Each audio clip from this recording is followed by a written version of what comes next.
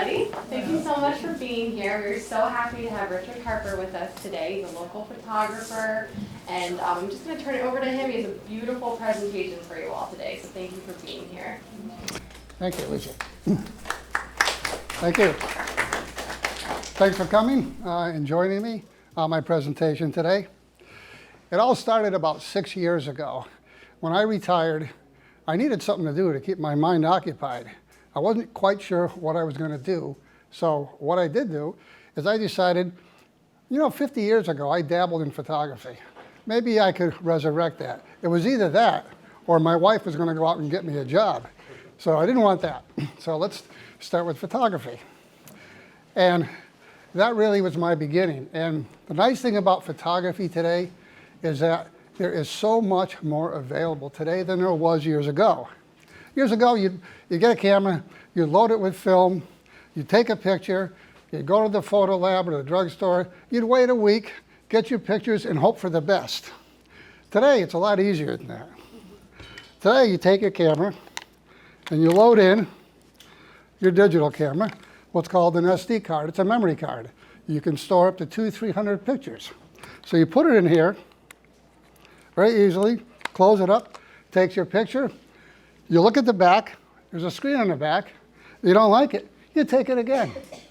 After you're done with that, you then bring it to your computer, and then you can process your picture. There are several different programs in the computer that allow you to do all kinds of editing to your pictures. You can do artistic techniques, you can change the focus, you can change just about anything and do whatever you want with a picture. It's all a matter of imagination. The thing that really helped me a lot was I joined the Springfield Photographic Society, and we have two other representatives. We have Dave Roback and Steve Platzer here from the Photographic Society. We are a group of both professionals and amateurs. We work together, we help each other out. We have internal exhibitions where we judge our pictures. We then comment on the pictures, and we help everybody to get a little bit better as we go on. Without them, I wouldn't have been able to do a presentation like this. So let's begin with that.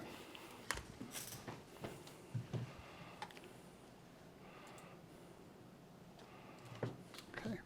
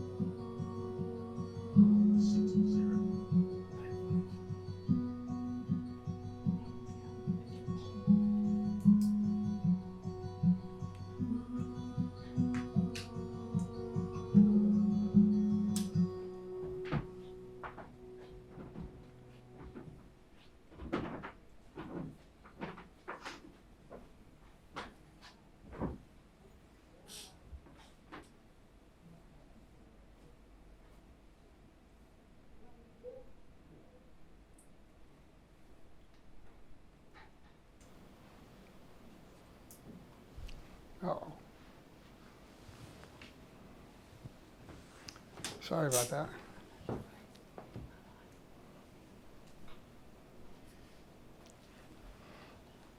Sorry, the music cut off on me. Play your guitar.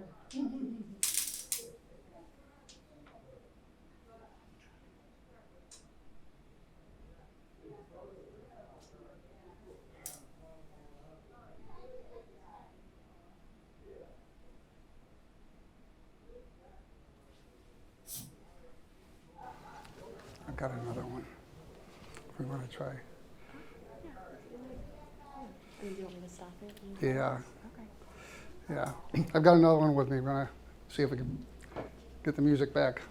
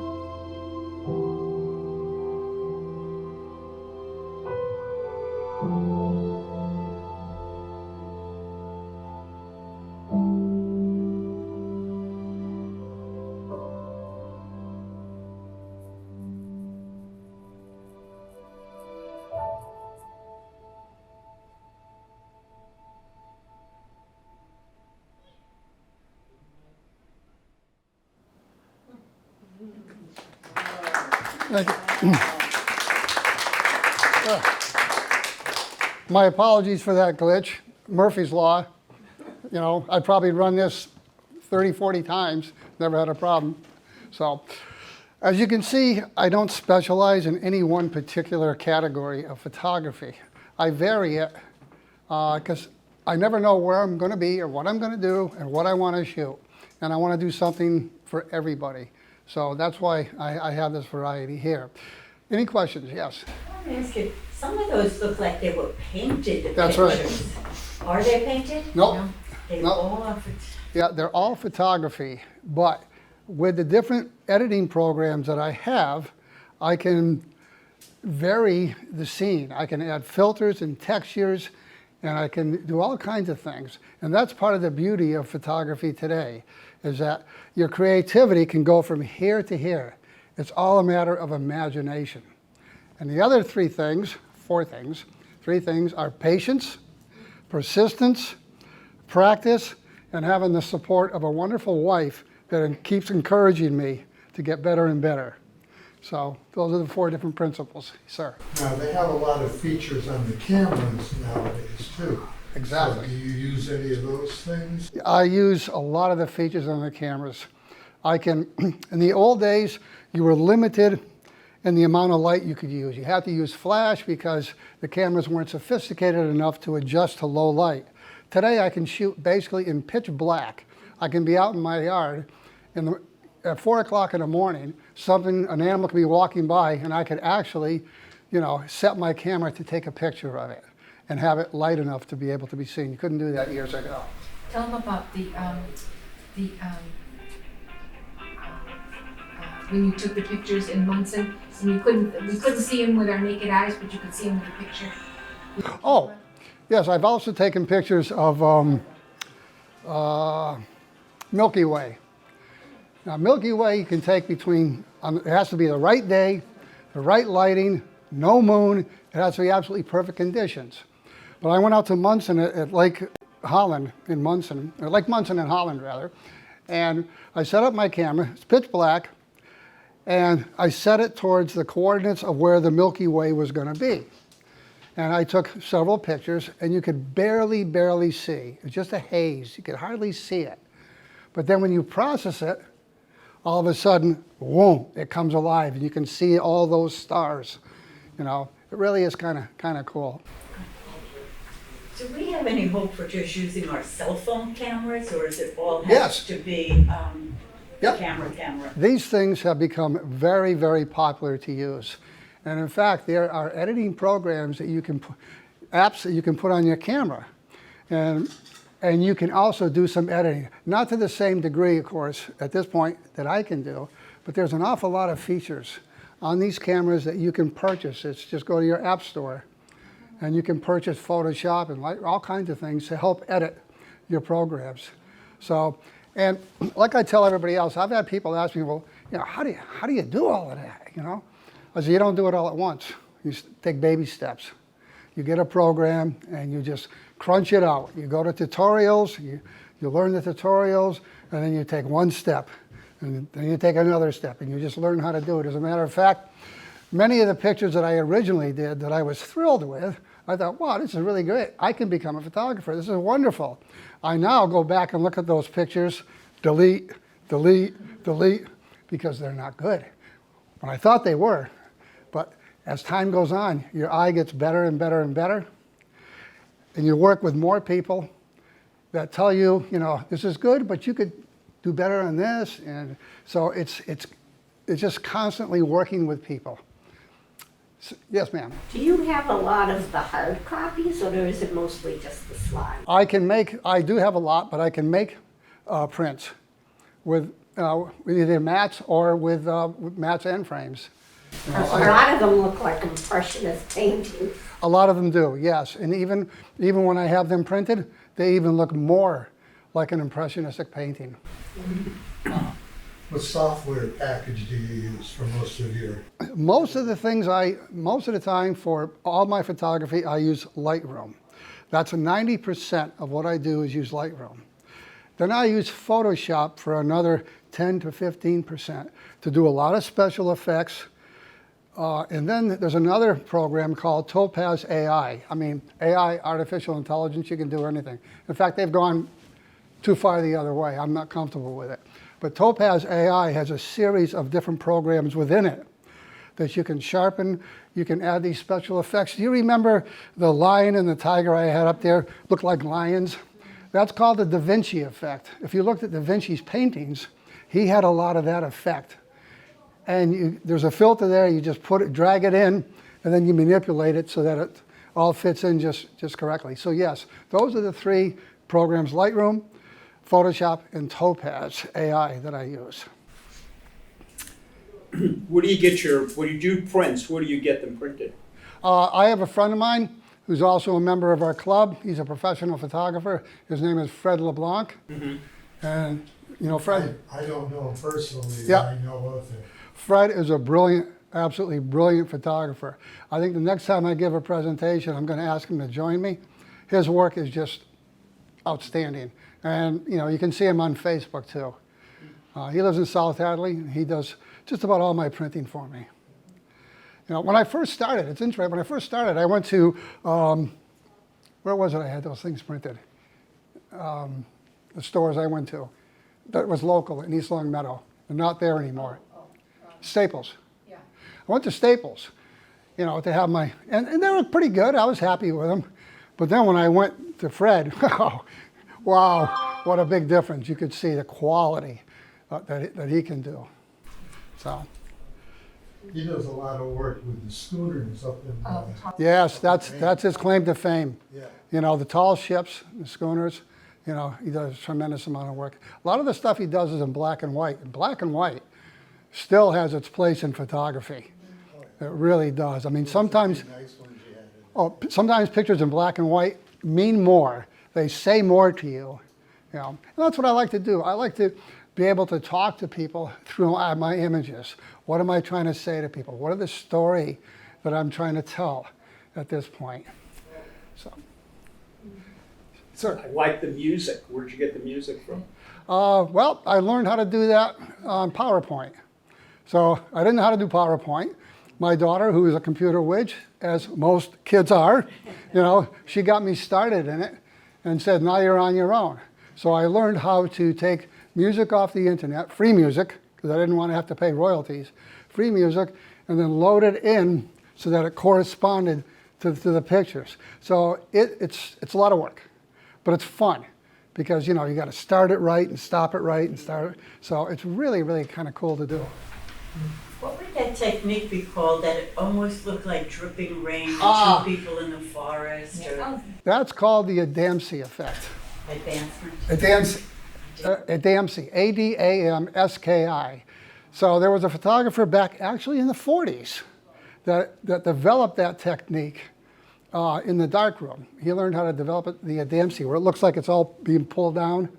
Yeah, you got a very model background, very subtle background, so that the image stands out.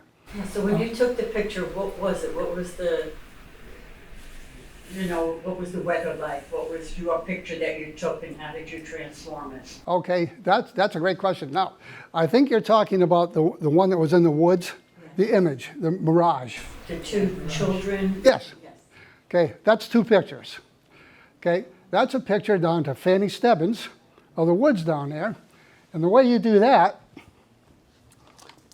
is you take your camera, you focus your camera, and as you're shooting, you go like this with your camera. And that takes, you could do this, you could do this, you could do all kinds of things. That particular one, when I was shooting, I moved the camera. And that stretched everything out. What's the name of that process? That's called ICM, internal camera movement. And that's what I call it, internal camera movement, ICM. So then what I did is I took some pictures when I was in Springfield of some people just doing some street photography. And there happened to be two individuals walking away from me. I said, the picture wasn't very good. So I took those people out of there. I then transported them through Photoshop. I transported them into this image and then smoothed it all out so that they weren't completely visible, they just fit into the image. So that gave you kind of a ghostly, miragey effect. And it's just a matter of, what do I want to do? You know? So much of the stuff is done after you've taken the picture. It's all manipulation through. A lot of it is, but a lot of it's done in camera. For instance, that thing I did, that's done in camera. All right, but then I had to merge the two pictures together. A lot of these things can be done in the camera too, but a lot of times I found it's better on the computer, you get better results. So it's 6 to 1, half a dozen to the other. You never really know until you do it. Used to call it camera shake. Yeah, the camera shake, yeah. So that's how, I think sometimes that's how people learn. They make a mistake and they say, oh, that's interesting. How can I do that again? So, anything else? What's your favorite picture you've taken that you've got most acclaims for? It's hard to say. Either the Springfield one, the reflections of Springfield. Do you remember the scene of Springfield with the reflections? Either that one or my King of the Jungle, the lion, you know, with all the Da Vinci effect around it. Those are the two I like probably the best. Hard to say. I changed my mind. Next month I'll like something else the best. You know, you never know. What's the favorite of the audience? Yes. Does anybody have a favorite? Oh, I had so many. I love the birds, the stop action in flight. That's With the person's face? The birds. Yeah, but that was part of the, wasn't that the one that you had the girl's face also? Oh, no. Oh, that was a triple exposure, yeah. Now, you were talking about the stop action ones. Now, that's something that's fun to do, but when you first start doing it, all you get is blobs. It takes a lot of practice. You use what's called burst mode. So you focus, when a bird's flying in or flying away, you hold that camera up, and usually you have a very long lens, so it's about 10 pounds. You're holding it, and you press the button, and it goes click, click, click, click, click, click, click, click, click, click, and you get multiple exposures. And you find one or two out of them that, okay, that came out good, that came out sharp. If it doesn't work, you do it again. And sometimes you don't. Sometimes, the other day, I was down at the Meadows shooting birds in flight, and I got nothing. I was there for 4 hours. Nothing was around. Either they were flying in the wrong direction, they were too far away. You know, the next day I went down, I couldn't miss. They were just all over the place. So you never really know. One thing I like to take a picture of, my wife doesn't like them, is I like close-ups of insects. They're fascinating. I mean, insects. You know, I had a couple there, but it got interrupted with the music. But I find them absolutely fascinating. I'm a former scientist, so that's why I'm fascinated by things like that. But a lot of people don't like them. They get turned off by it. I didn't know so many existed out there by those names. They're gorgeous. Like the butterflies that I had. You know, I love that color, that richness, the vibrance, you know, and the textures. I mean, that flamingo that was laying. Yeah, that flamingo. Magnificent colors on it. Things like that are, you know, like that was easy to do. The flamingo, all right, I just walk up to him, and there he was in a perfect spot with the eye just glaring at me. Click, done. But then, that triple exposure with the woods, the girl, and the birds, that probably took about 16 hours in total to do. Because I'd work on it a while, come back to it, erase it, start it again, work on it, erase it, until I finally got to what I wanted. So I wouldn't do that every day. That's just 1 in a million that I would do. Have you taken photos with your camera? Did you start out that way with your camera and then? No. I mean your phone. Your phone, no. So, yeah. No, you I never didn't. did. Okay. Debbie and I went to Hunt's Photo when I was looking for a camera. I had no idea. I didn't even know what a digital camera was. I had to ask, you know, what is this? How do you use it? Because 50 years ago, I used a film camera. I didn't know. So they showed me how to use it. So we bought a relatively, not real expensive, but not real cheap camera. And I learned how to use, I struggled learning how to use that, you know, learning how to use a computer, and the frustration I went through many, many times back and forth, you know, trying to have people help me with the computer until I finally, you know, got on my own. So no, I did not. In fact, I don't even hardly use this. Okay. The only thing I use this for, and this is interesting, I've got an app called Google Lens. So if I'm taking a picture of a bird, I have no or an insect, I have no idea what it is. I'll take a picture of it with here. I hit Lens, and it identifies. I can do birds, I can do insects, I can do cars, I can do people, famous people. Really, you can Google Lens, you can identify anything, which is important when you're putting together this, because people want to know, what is it you photographed? Yeah. No. Yeah. So what camera do you use? What camera is that? Well, this here is a Nikon. It's a Nikon 850. Okay, it's what they call a semi-pro camera. It's not a pro camera, but many pros use it. Now, I had several different lenses, depending upon what I'm shooting. That's important to have. If I'm shooting insects close up, or birds close up, or rocks, or anything close up, I have what's called a macro lens. That allows me to get within inches. And I take a picture, and then you can see the details of everything. Then I have my walk-around lens. Now that's a zoom lens, okay? And that goes from, let's say, 24 to 105 millimeters, okay? In other words, 24 is real wide, 105 is real narrow. And I can rotate it to go anywhere in between. So I want this or this, and that's my walk-around lens. And then I have my super duper bird lens. It's 200 to 500 millimeters. It's a monster. It's about this big here. It's real heavy. And that's for shooting things that are far, far away.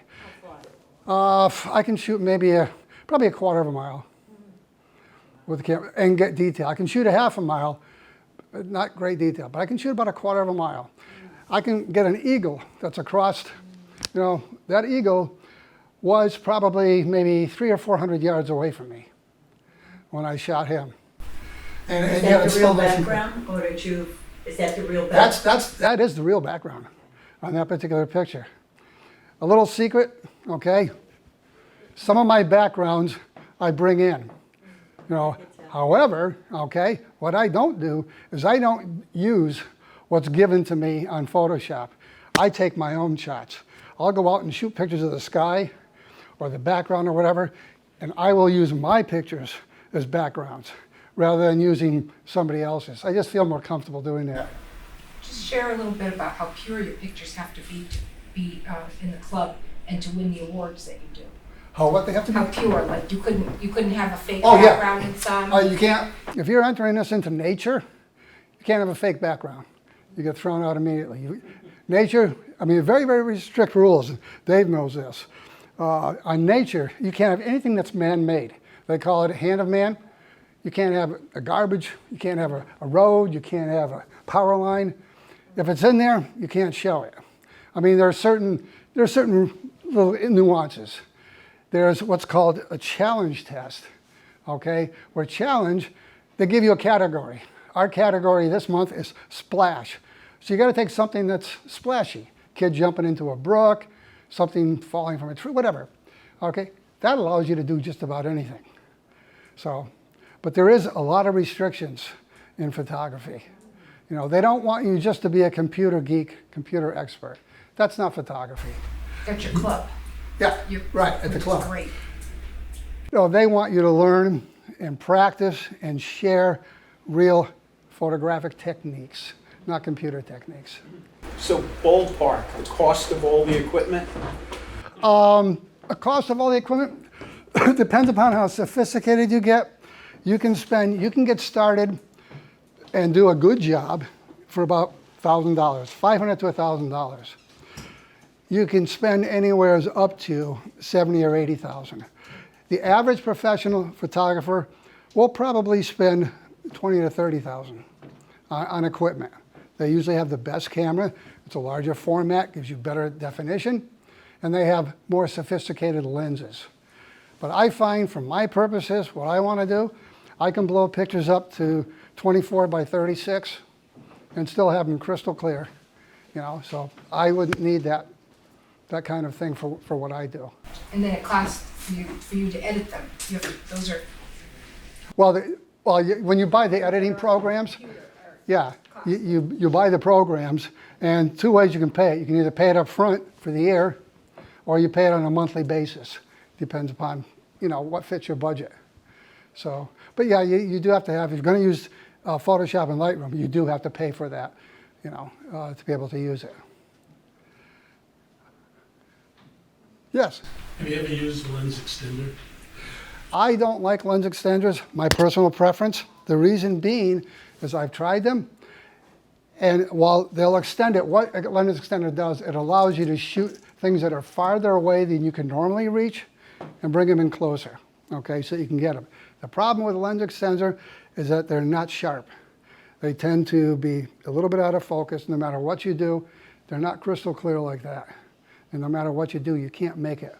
You can try to do things in Photoshop to sharpen it up, but sometimes it just blows it all apart.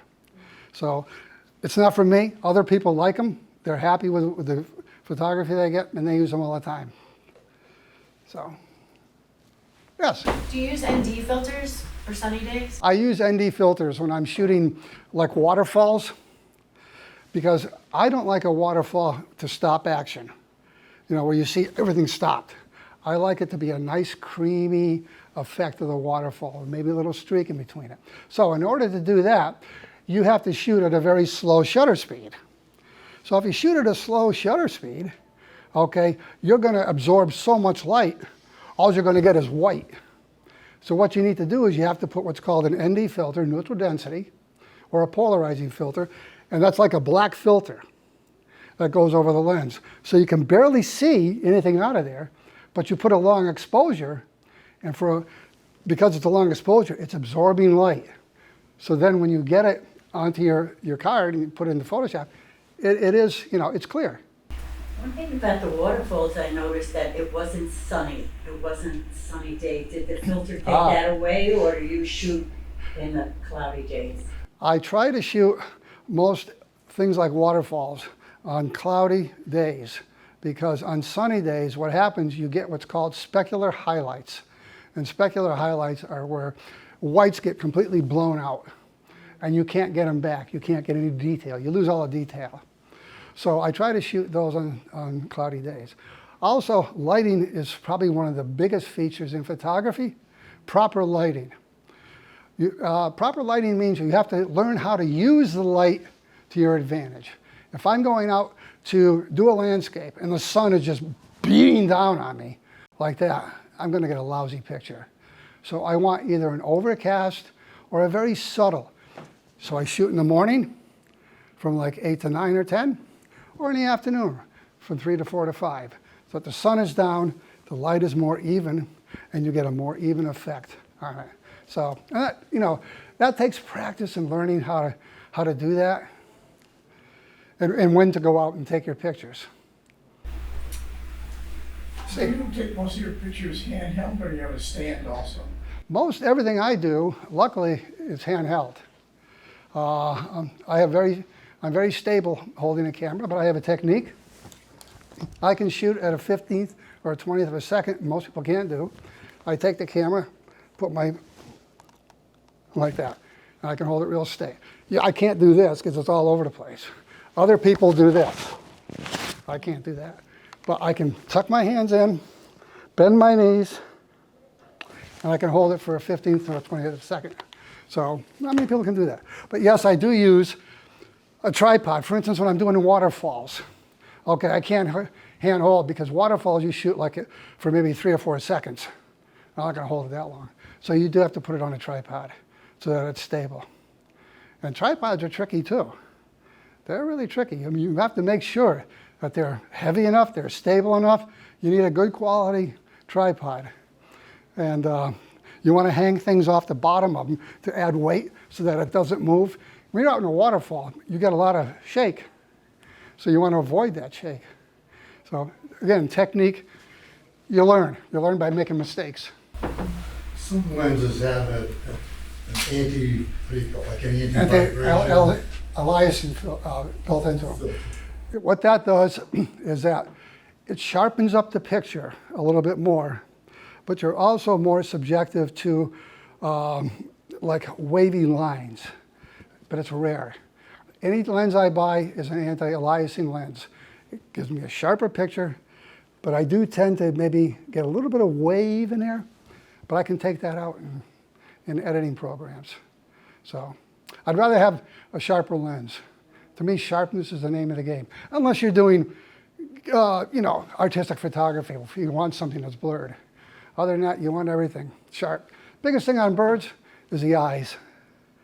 You always focus on the eyes. And nothing else, well, everything else matters, but the eyes are the most important thing. And then you take a picture, and those eyes, you want them to be, really, really vibrant. With a camera like that, does that have video on Yep. it? It does. So It does. would you shoot the waterfall in video? Sure. Yeah, you could, and that would be, that you could have part of the program too. And I've seen people, I don't have it, I haven't done it, but I could. I've seen people have their still photos, and then all of a sudden in the middle of it, they'll show a video. A waterfall is a great example too, because you hear in the sound, you hear the water cascading down. So it breaks it up, makes it kind of nice.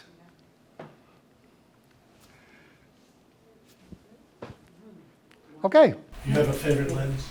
a favorite lens? I mean, if you're just gonna go walking in the woods, I would say take a my lens with you. 2 to 500, which is my long lens where I can shoot distance. If I've got a bear, I don't want to get close to that bear. I want to stay away from that bear or that coyote. So I'll be able to shoot a quarter of a mile, eighth to a quarter of a mile, and take him. He won't even notice me. Or if he does, he wouldn't pay attention to me. Unless it was a mama with cubs. And then you want to get in your car and get away. Most dangerous animal is a mama with cubs. So that wolf one that you had, that is 3,500? That was with the 2 to 500. 3,500. Yeah, that was, yeah. And he was out on the lake, just walking across the lake, and I was by the shore of the lake. And he was watching me as he was walking, and I was watching him. But he was just walking parallel to me, so I knew I was safe. And he was on a lake that was icy. I was by my car, so I could have jumped in real quick. But yeah, he behaved himself very nicely for me.